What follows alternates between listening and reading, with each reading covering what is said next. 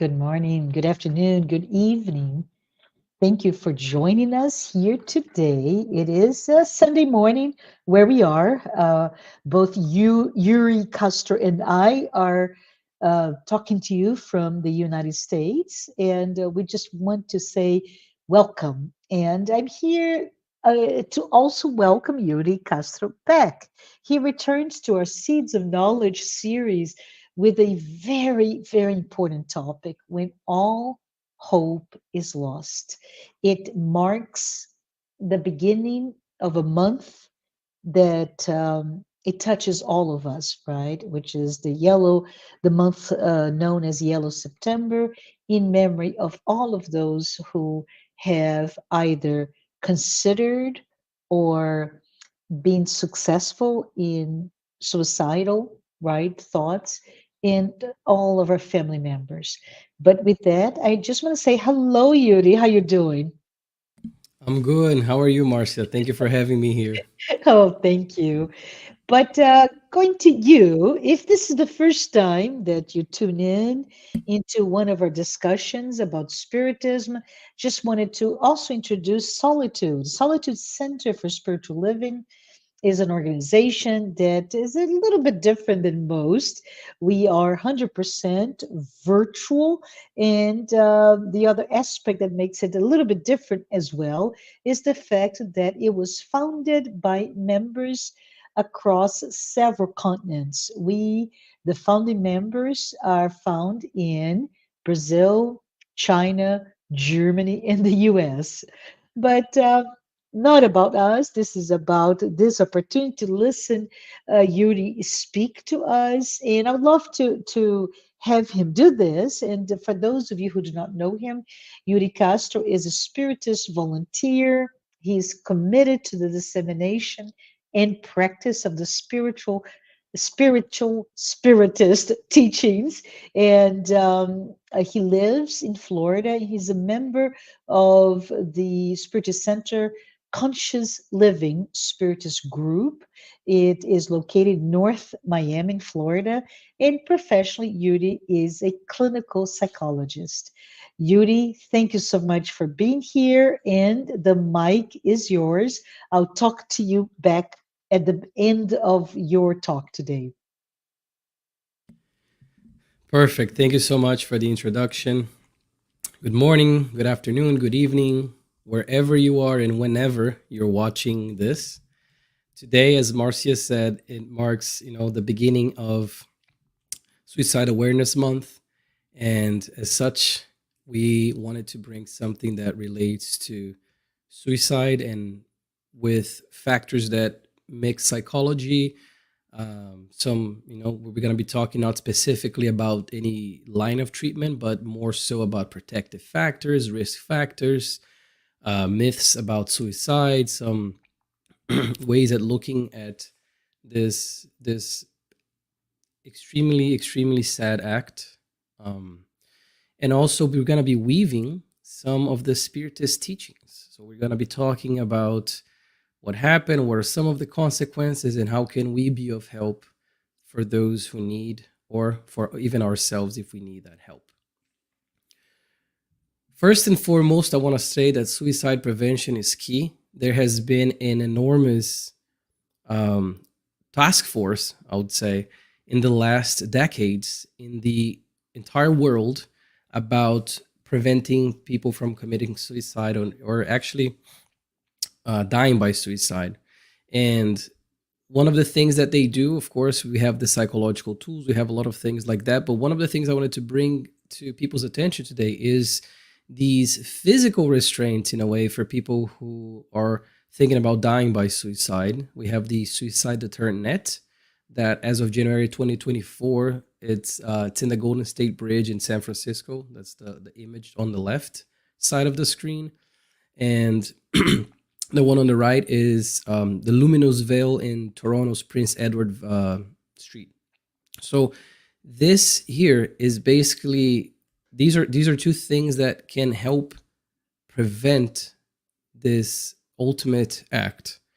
And a long-term study found that people who were stopped during a Golden Gate Bridge suicide attempt, found that 90% of them did not go on 10 years later to die by suicide. So not because of the net, obviously, because the net was installed very recently, but if they were stopped either by someone else or by someone talking to them or physically, restrained or convinced to go back, etc. But that is very important because then we think about the net and we think about people who attempt suicide if they are prevented, even though one of the risk factors is previous behavior, previous suicidal behavior, the idea that having something like that can give somebody a second chance. A few common myths that I wanted to help dispel about suicide. One is that it occurs on a whim or without warning. That's definitely not the case.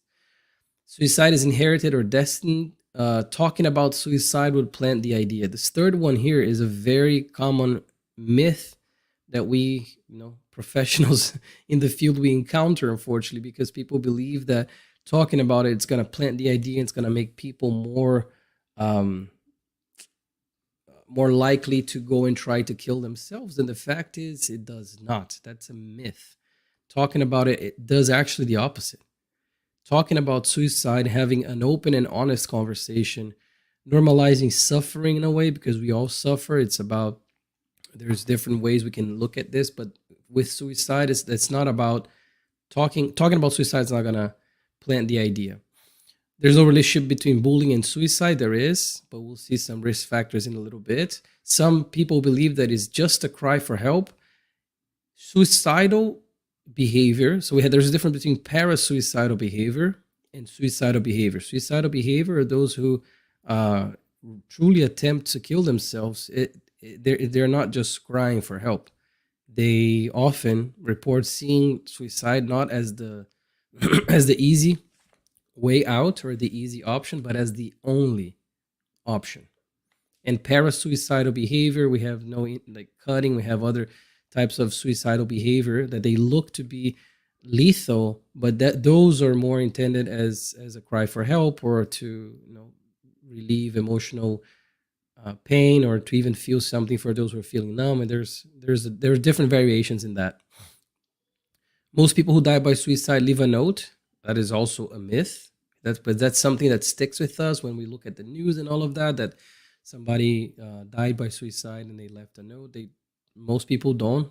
Some studies suggest that less than 25% actually leave a note. And most people who die by suicide do not make future plans. That's also not true. A lot of them have made future plans before ending their lives.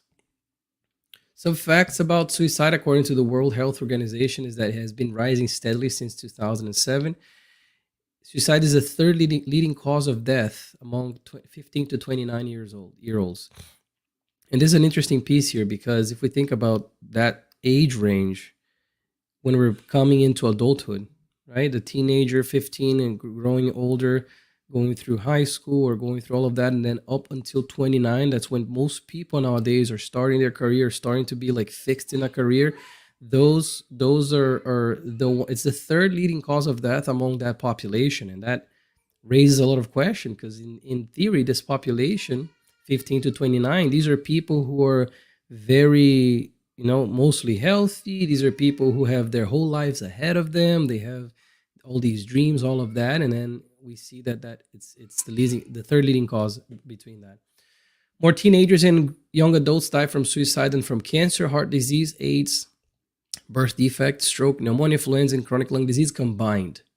Meaning people are dying out of their own volition more so than all of these things combined, and that is scary. Males are 4 times more likely to die by suicide, and females 3 times more likely to attempt, because overall males use more lethal means when they're attempting to end their lives. Therefore, they succeed more often than females. 4 out of 5 teens who attempt suicide had given clear warning signs. So there has been warning signs. But when we look about risk factors, there is no single predictor of suicide. There is no one single thing that alone will lead somebody to end their lives, according to research, according to the World Health Organization as well. The reasons for suicide, the World Health Organization is going to say, are multifaceted, and that's a very good way of describing it because it's influenced by social, cultural, biological, psychological, environmental factors along the lifespan of somebody. So there's no single predictor of that, but there are risk factors that contribute, and when combined together, a lot of them, they create what we call this perfect storm. So I listed a few of them here: alcohol and substance use, accessibility to means, depression and comorbidity, with other disorders, previous suicidal behaviors, history of trauma, adverse experiences, hopelessness, impulsivity, and history of non-suicidal self-injury. All of these combined make it for a very serious case of somebody who might be at serious risk for ending their lives, for dying by suicide. Hopelessness is one, and the title of today's talk is "When All Hope is Lost," because hopelessness is one that is extremely associated with people who die by suicide, especially people with the depressive symptomatology. Hopelessness is a very, very strong factor that will often dictate if somebody's gonna attempt to die by suicide or not. There is something that I found interesting that I want to share with everybody is the green lights analogy. This is by these researchers, and basically what they try to convey was that there are as many as 7 different factors that come together in a perfect storm, and it's best to describe these 7 factors as 7 lights on a popular street. To go from thinking about suicide to attempting suicide, all the lights have to turn green in a perfect storm, kind of like the picture that I showed there. So imagine if you're going through that popular street there, one of those lights turn red, you're gonna stop, you're not gonna continue. But when a lot of these lights, and there may be up to 7 different factors from the ones that we saw in the previous slide that will contribute to that, from thinking about suicide to actually attempting to end their lives. Because we have in our field, we have the differentiation between suicidal ideation, plan, and intent. So there's these levels of suicidality, as we call that, we assess and we try to see if people who are at risk for suicide. There's even this model here. This is Thomas Joyner's model. It's an interesting one as well because it's going to account for, in a simplified way, it's going to account for what would make somebody at risk. And there's this Venn diagram here. And on one side, what he calls desire for suicide is a mixture between this perceived burdensomeness. So from the person, I'm a burden to society, or even I have these burdens that I cannot withstand. I cannot overcome these challenges. And the thwarted belongingness. The thwarted belongingness is exactly what it says when somebody is trying to fit in, somebody's trying to belong, or they don't think like they deserve to be here, deserve to be among their peers, their family members. And there's this, for whatever reason that may be, they feel like they don't belong. So it's a more social, psychological component. And on the other side of the Venn diagram, we have acquire capacity for suicide. So acquire capacity for suicide could be having access to means for killing themselves, but also has to do with mental capacity. For instance, somebody who is extremely, extremely, extremely depressed. So let's give an example of bipolar disorder. Somebody with bipolar disorder, which is a condition that you alternate between, there's the cyclical piece of it by alternating between periods of depression and periods of mania, which is this heightened mood and risky behavior and all of that. A lot of people believe that when those folks are suffering in the the deep end of depression, they're gonna attempt to kill themselves, but they usually don't have the energy to do that. They usually don't have the energy to carry out suicidal attempts. So what the risk is when there's this switch between these two cycles, because the depressive cycle can last, or depressive period can last for weeks to months straight, and then like that they switch to mania. which lasts a couple of days. But when they're going back to the depressive episode, that's when the risk is there because they have the energy, they have the impulsivity, but they're going into the depressive state that they have been before and they don't want to be there again. So they have this acquired capacity and mental capacity for dying by suicide. And then if you have those two things, the desire, which Joyner says is perceived burdensomeness and thwarted belongingness, and the acquired capacity for suicide, there's this Venn diagram, and that person is at high risk for suicide completion or serious attempt. And this is here for folks to see and start to relate this to their lives, or if they have somebody they know is struggling, to start to see through these lens and starting to understand, is the person that I'm trying to help going through this, and do they have they acquire capacity for suicide? All of those things that are definitely red flags, so we can potentially help somebody from making the biggest mistakes of their lives here.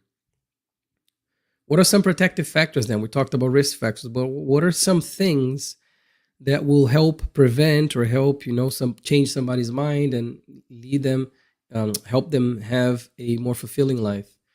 Family cohesion and stability, good relations with peers, school success. So, of course, we're talking this school success more about the younger ones. Coping and problem solving skills, which is often acquired through the next piece, which is access to mental health services, which nowadays are more diverse, or they're more widespread than ever. There's even AI now that's helping with that, people to talk to, and sometimes that's gonna go a long way. It's another debate whether that's really effective in a substitute or not. Probably not. But the thing is, there is so much that one can do now to seek for help.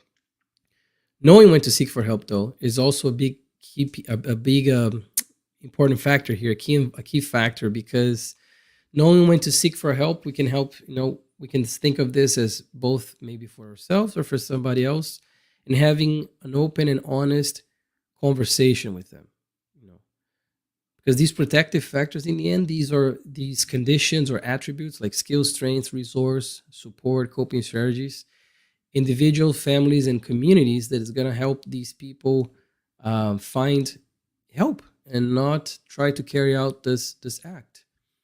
Religious involvement is also listed as a protective factor, and since this is a spiritist talk, in the end, we see how this can be very, very important, not only through the knowledge that we acquire through spiritism that we're going to see in a little bit, but also the community behind spiritism, the movement, the spiritist movement, and all of this sense of belongingness. Remember that we saw in the model just a few slides ago, the sense of belongingness. And also lack of access to lethal weapons, regardless of political views or whatever. This is research; it doesn't look at that. Lack of access to lethal weapons is a protective factor for those who, if we're talking about preventing or hopefully helping somebody change their minds and prevent them from carrying out the suicide attempt. I wanted as a side piece, I wanted to put here a few numbers, a few resources for if somebody's watching this and they wanna reach out. They think that they need help after watching this, or they know somebody who might. I wanted to put this here for those who maybe be seeking help, like right now. In the US, at least we always say, gotta call 911, call the police so they can take it to a hospital to get evaluated and all of that. And but there's also these text lines, the call center. There's one for LGBTQ. And I wanted to leave that for a couple of seconds if somebody is going to screenshot or take a picture. But there are many others. The idea here is the more we talk about it, the more we spread that there is spread information, that there is help out there, that suffering can sometimes be too much. And remember the green lights analogy. If we're seeing that somebody's having a lot of those green lights happen in their lives, we want to intervene in an effective way. And through conversation, through open, honest conversations, we break the stigma of suicide talk. Because the stigma of mental health in general, we're talking disorders as well, but specifically suicide, the stigma around that is one of the big, factors that people don't seek help because they don't want to feel a certain way because of the stigma. But the more we talk openly about it, we try to help them in an honest way and trying to give them these resources, the more we're going to be effective. And I wanted to shift gears for us to talk more about spiritism. So, what is the spiritist view, and what are some factors associated with the suicide attempt or the consequence of the suicide attempt, reincarnation, and all of that? One of the things that jumps out, and I leave the top right side of the screen, I leave the source for the slide, is the role of materialism. And if we go to the gospel according to Spiritism, we have this passage here that says the dissemination of the materialistic doctrine is the poison which inoculates the idea of suicide into the majority of those who actually come to commit this act. And those who become disciples of such doctrines assume tremendous responsibilities. So they're talking about the dissemination of this materialistic doctrine, which is a strong um, word if we think about it, doctrine, because nowadays a lot of those, if we think of the green lights again, a lot of those green lights and the burdenness and all of that has to do with a materialistic view of things. That life, we only have one life here, and we only stay here once. And if I lose everything, then I'm worthless, and etc. Just an example, right? But this materialistic side of things, where if I lost everything, or that, or if I can't achieve what other people are achieving, again, material things, is this poison. Look at what they're saying here, the poison. And those who, you know, have this poison in them assume tremendous responsibilities because, of course, because we're going to be influencing and influenced by this materialistic view. And nowadays, more than ever, we see also the role of the media in fostering this materialistic view of things, and this increased comparison of what I have, what I am physically, or what I have in my bank account, or what I own compared to others. And is just increasing the comparison, which subsequently increases suffering because we think that everybody else has it better than us. And again, we're talking about these green lights. We don't want to have those lights turn green, and it's definitely not helpful when that happens, but it is the reality of today. If we go to the Psychology of Gratitude, this is a book by Joanna DeAngelis, psychographed by Divaldo Franco. She's going to say that the number of suicide in civilized countries is alarming because the culture is materialist with maladjusted populations and based on the firm belief that pleasure is the only reason for meaning of existence.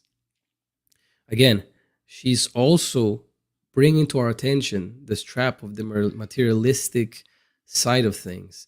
And she says alarming in civilized countries because if we think about it, in theory they have everything. They have means, they have all of that, but still there's this increase in suicide rates and attempts. Although it's worth mentioning that the World Health Organization, they say that 73% of the suicides occur in low to middle income countries, which, as we saw about risk factors a couple of slides ago, makes sense. Another thing she's going to say in the same book here is the loss of existential meaning spreads quickly, and the distraught masses become immediate aggressors, attacking order or allowing themselves to be overcome by discouragement, which leads to depression, to escape through suicide. The discouragement here, we can also swap this word by hopelessness. The one that I said is a strong key factor when we're talking about risk factors for suicide. She's talking about this loss of existential meaning. And this is something that is extremely deep and extremely important for us to look at because it is a risk factor. It is something that it can almost as in a domino effect lead to other issues and other problems. And this is something that can indeed be treated in therapy. So this is something that I wanted to highlight here, that this risk factor is one that we can think about, and there are ways to sort of guide it in a different direction. We can also think of the planetary transition too. Again, everything that's happening in our planet, we know through the Spiritist teachings, we're going from trials and atonements, to a world of regeneration. There are a lot of these inconsistencies that people are suffering right now when they're reincarnating here, and a lot of them are shortening their trials or their expiation slash atonements. What did the Spiritist book say about that? Question 376: how is it that madness sometimes leads to suicide? And madness, of course, this is back in the middle 1800s, so they were using other terminology than we use today. The spirits are going to say, in such cases, the spirit suffers from the constraint which he feels and from his inability to manifest himself freely, and he therefore seeks death as a means of breaking his chains. So they feel constrained physically, even. Because if we think about it, our spirit that inhabits a body, a temporary body, is free. And when we're reincarnated, when we have this material constraint of the flesh, a lot of people suffer from that, and they there's this incongruence between what they had and what they have now. Because being here, being alive, those who are incarnated watching this, is not easy. We give up a lot to be here, but we asked to be here, and we can make the best out of our time here. So if we jump to question 948, is suicide as blamable when committed in order to escape the disgrace of having done wrong as when it is prompted by despair? A fault is not effaced by suicide, which, on the contrary, is a second fault added to the first. He who has the courage to do wrong should have the courage to bear the consequences of his wrongdoing. So they're explaining to us here that it is a second fault added to the first. So if somebody made a grave mistake and they go and they want to erase that because they have the materialistic view of, this is it, this is one life, I'm going to end my pain, what they're doing is they're acquiring so much more pain by killing themselves. So they're even saying a second fault is added to that. And then somebody may be asking, but it's my life. Don't I have the right to dispose of it if I want? Let's see. Question 944. Has a man the right to dispose of his life? No. That right belongs to God alone.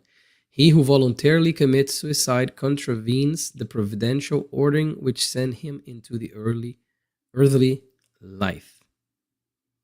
So this is an interesting piece here, because we talk about free will. We have the free will, which is this instrument that we use for our evolution. We don't have the right to use it to dispose of our life, because that belongs to God alone. We are here for a reason. We chose to be here for a reason.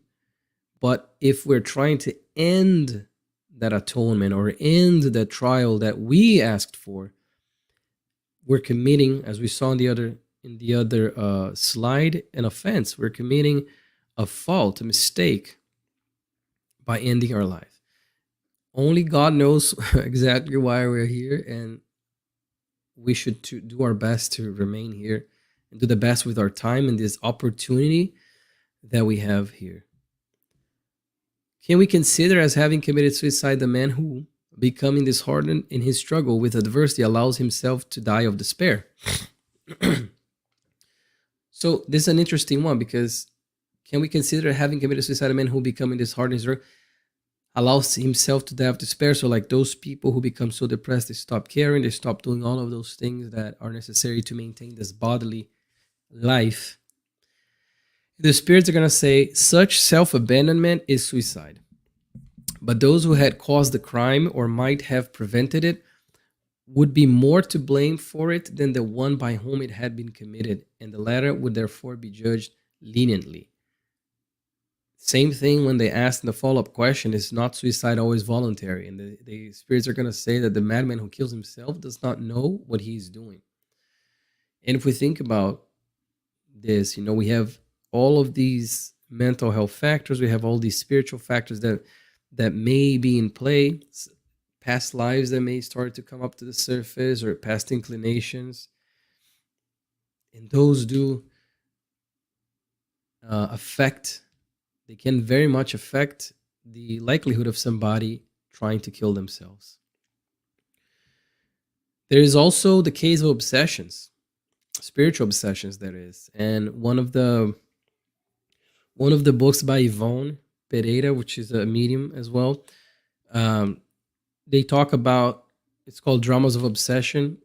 There's this case of obsession in this family that has been lasting for over 400 years. So it was this family, I don't want to spoil for those who want to read it, but it was this family that in the middle of the 1500s, during the I think it was the Portuguese or Spanish Inquisition, they persecuted this Jewish family, and then they ended up torturing them, driving them to insanity, to killing, and all of that themselves. So they become the obsessors, and what happens is, it's this is like in the 1900s, mid 1900s, and the family is still the one that suffer through the hands of the other ones, are obsessing the other family, and they, because of this spiritual obsession, so strong it was, and their links and their chains of hatred towards one another, that they influenced two members of that family in the 1900s. This is 400 years afterwards, because they have not found the forgiveness in their hearts, to die by suicide, and a third one to attempt. So again, this is why we have spiritism. Thankfully, we have this knowledge to teach us, to show us, to warn us that there is sometimes way more than we can see with the eyes. When we look at all those risk factors that we saw a couple of slides before from the psychological part of this presentation, there are so many of those we have no idea how they came about or why they're there. But the thing is, they are there. And this I wanted to bring this case to to warn those, to pray, and we'll get to that, and to be able to make their minds a serene field where only the good seeds can grow. What are the consequences then? And I want to dive too much into that, but just first to talk about the spiritual consequences. In the book Memoirs of a Suicide, it's a very good book that talks exactly what it says. This is we follow Camilo, which is the main character and the person who dictates the book for the mediumship of Rivoni, and we follow these characters there, and as they are recovering the spiritual world after having died by suicide. And it's like it's him and, like, I think four others. And as they progress through the book, we see all their plight, all their suffering, and where they went, and the place, the terrible place they were before they got rescued. I don't want to again spoil anybody for those who want to read, because I definitely recommend reading this book. But a couple of things that we can mention here is that there's the consequences, right? There's these two characters. One of them had wealth and intelligence and fame and all of that. He's going to reincarnate once again with all of that, because he needs that trial. He needs to be able to succeed, and he failed before. And the other one, a character named Mario, he is going to reincarnate without his arms, because he used his arms to strangle somebody and then kill himself. So we're talking about the consequences of suicide in different facets and different aspects. Again, I recommend reading the book to know more about it. It's a pretty graphic book. It's not for for those who are not so strong in the stomach, but it's definitely important for us to know and for us to be aware of these things. Question 953 of the Spiritist book says that an expiation proportion to the gravity of the fault according to the circumstances under which it was committed. So that's the consequence according to question 953. An expiation proportion to the gravity of the fault. Just like I gave the example with Mario, who was going to be born without his arms because he used them improperly before. Also, we have on the question 957, what are in general the effects of suicide on the state of the spirit by whom it has been committed? The consequences of suicide vary in different cases, because the penalties it entails are always proportioned to the circumstances, which in each case have led to its commission. Again, the consequences are proportional, but they vary. It's impossible to say exactly what the consequence is going to be to a specific person without knowing their case. The one punishment, this is an interesting piece, though. The one punishment which none can escape who have committed suicide is disappointment. The rest of their punishment depends on circumstances. And again, I want to make a small asterisk here about when they say committed suicide, because we still see, even nowadays, a lot of that expression used in the media. For the past decades, there's been this um, initiative to substitute that vocabulary there, the use of the word committed, because it's often used, there's a lot of stigma around it. We say committed murder, committed adultery. So they're trying to get rid of committed suicide. So if you hear me talking today, I usually try to say die by suicide. That's what they recommend us to say, die by suicide, instead of saying committed suicide. And that helps breaks the stigma, which in turn leads to more people seeking help. But going with what they're saying here, the one punishment nobody can escape that have died by suicide is the disappointment, because a lot of those people who die by suicide, if not all of them, believe that they did it to end the suffering, but they create even more suffering after carry on the act. So, but the rest of their punishment depend on the circumstances. Again, they don't want to be very specific, because you can't be very specific with the consequences, because it's going to vary on uh, person by person. You know, there is also this passage in the psychology of gratitude, where Joanna is talking about this real life story where there was these two boys walking to school. Each were minding their own business. They were classmates, but they never talked. They were just each going in their own world, walking to the school. And then the bag of one of them popped open. And as they were about to cross, after the lights for them to cross went green, they were about to cross, the bag of one of them open up, and all the books and everything, all the materials spread on the ground. And as he was starting to like pick all of that by himself, this other kid comes to him that was walking ahead of him, I guess, and or sorry, behind him, comes to him and starts to help him pick up the materials from the bag. As you know, cars are almost like gonna come and all of that. And he says, I always liked you. You're a nice kid. The kid that's helping the other pick up. The one whose materials got dropped on the floor was very surprised, and then he put everything in his bag and he goes to school, and they start to talk. They even strike a friendship after that. And Joanna said that this story was told by a CEO of a successful company, and he said he was always going to be thankful to that boy, because on that same day, that boy was considering taking his own life.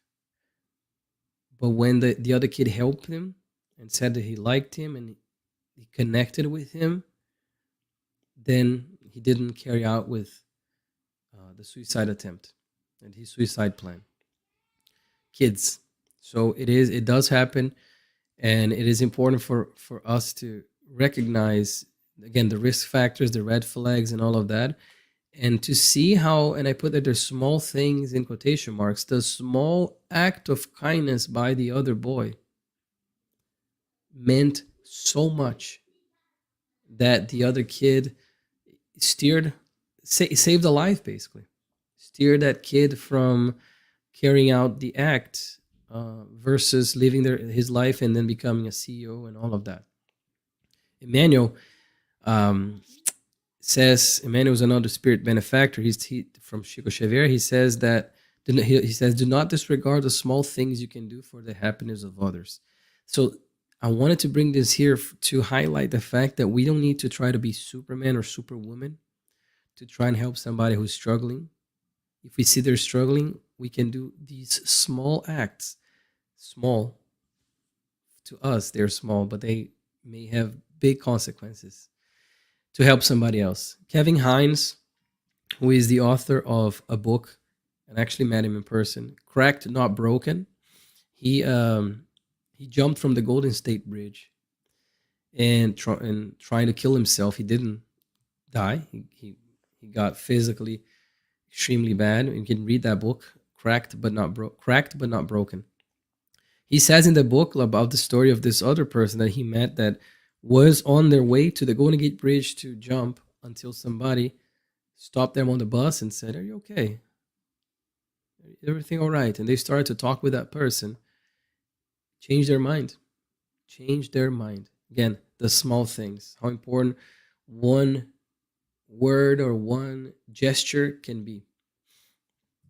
If we go to the gospel according to Spiritism, we're going to see that the Spiritist, however, has various reasons against the idea of suicide. The certainty of a future life in which he knows that his happiness will be in proportion to his misfortunes and the degree of resignation shown while on earth.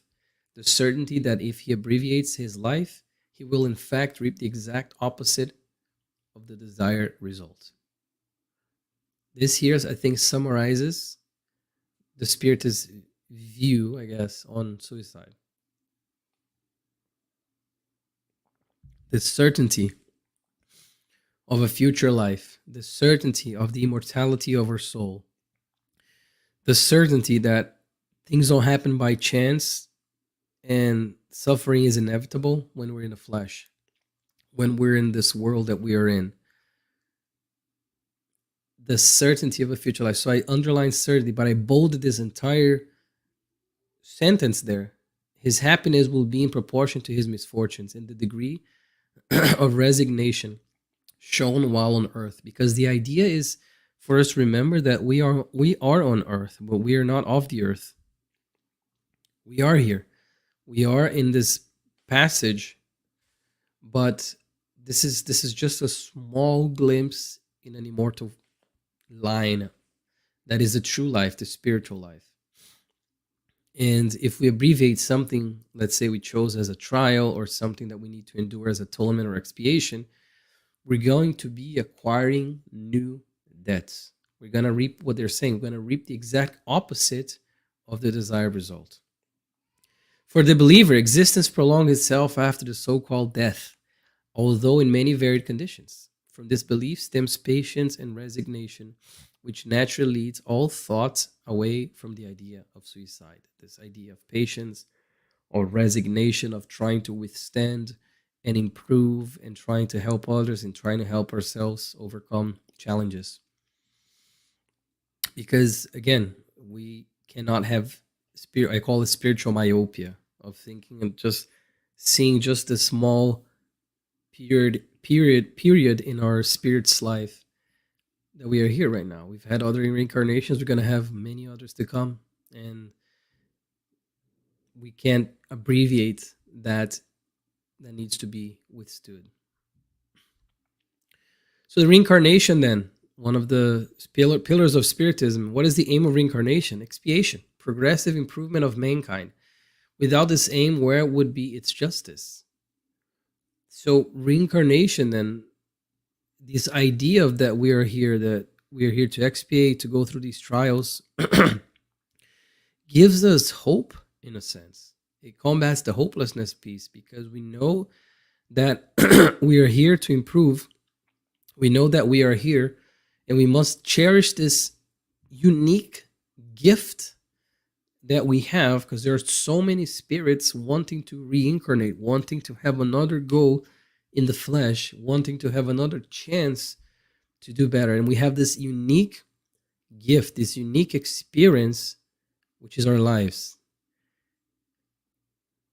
We don't know when we'll ever be surrounded by the people we need to be surrounded by, when we'll ever have everything that we have at our disposal right now. We don't know when those things are going to happen, if they ever happen again. So we need to make the best of that opportunity to endure these expiations and to bring hope for those who experience the abandonment of hope.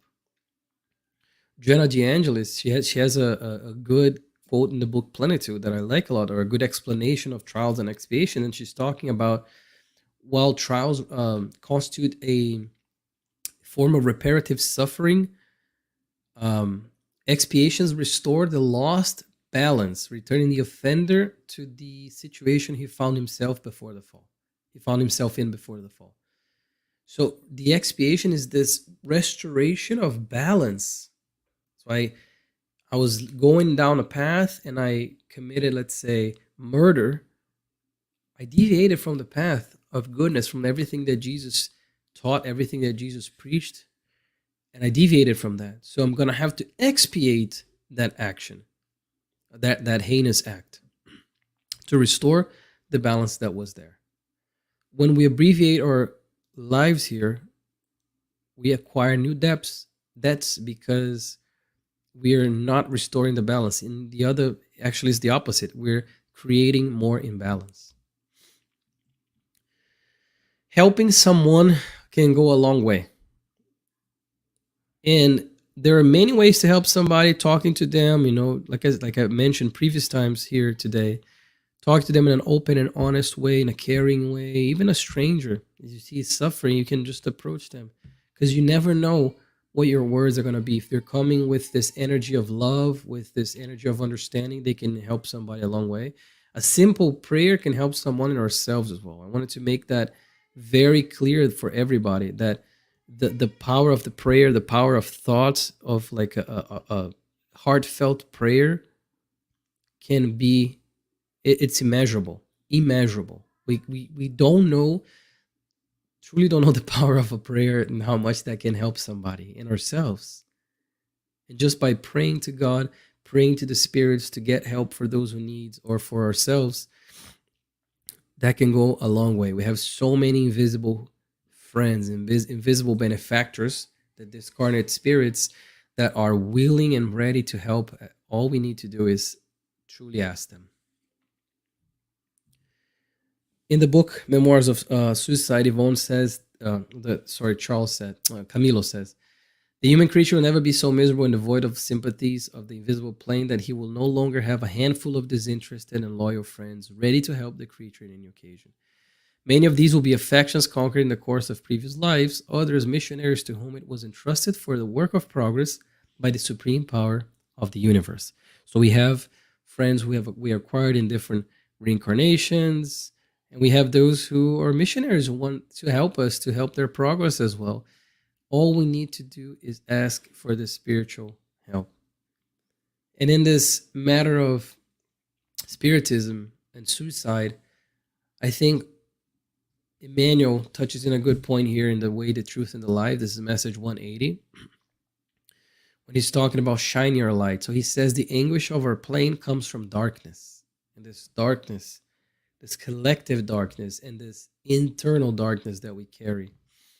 Without the shining radiations from our own being, we cannot be seen very easily by the divine messengers who lend aid in the name of the Almighty, nor can we effectively help anyone, whoever that might be. So there's two consequences of not shining our light, letting our light shine as well. We cannot be seen by those who want to help us if we're surrounded and shrouded in darkness, in our own darkness that our mind creates as well. Actually, we're going to attract obsessors doing that. And also, we cannot lend aid in the name of the Almighty. We cannot help anybody who needs by shining our light. We cannot shine the light in our path, in the path of others. So he says it is indispensable to organize our inner sanctuary and illuminate it so that the darkness does not overcome us. Illuminate, he says, is indispensable to organize our inner sanctuary, our heart, our minds,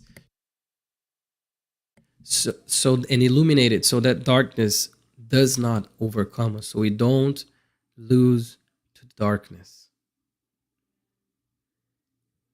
Emmanuel also is going to have this message that I did not want to paraphrase. This is the message 124 of the book Living Spring. And I want to dedicate this to everybody who suffered, everybody who has thought about dying by suicide or has attempted and is still suffering. Look at the wording he uses in the message he's gonna give us. It's called "Do Not Become Weary," message 124. It says, when the chisel began to smite the block of raw marble. The stone, in despair, complained against its fate. But later, when it saw that it was admired as one of the most beautiful artistic conceptions in the world, it praised the chisel that had broken it apart. As the caterpillar was moving along with extreme difficulty, it saw the lovely, fragrant flowers and rebelled against its ugly body. One day, however, the viscous body in which it had suffered became an agile, graceful butterfly. Then it praised the ugly body with which nature had prepared for its happy flight. When the red hot iron was put on the anvil, it became frightened and it suffered unwillingly. But when it found itself performing an important function in the machines of progress, it smiled gratefully at the fire that had purified and ennobled it.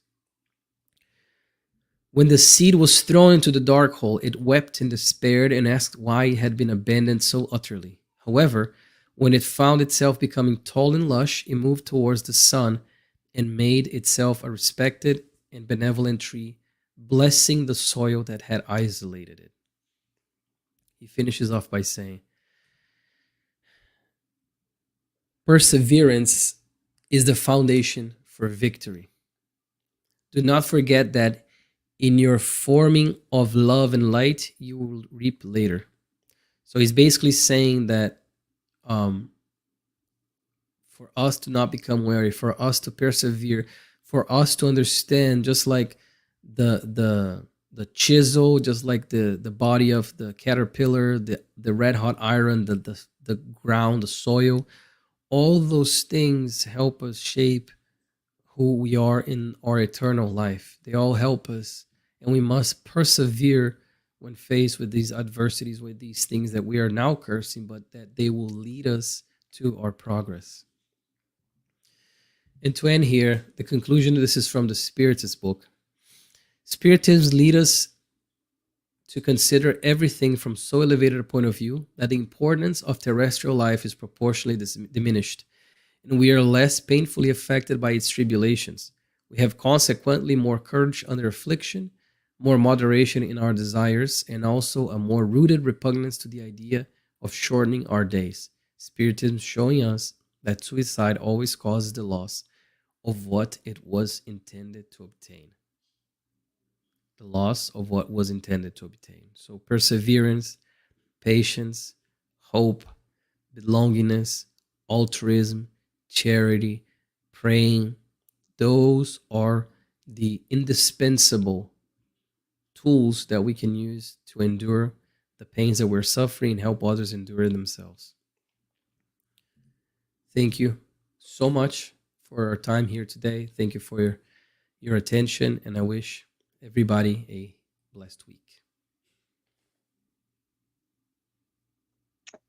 Hi, everyone.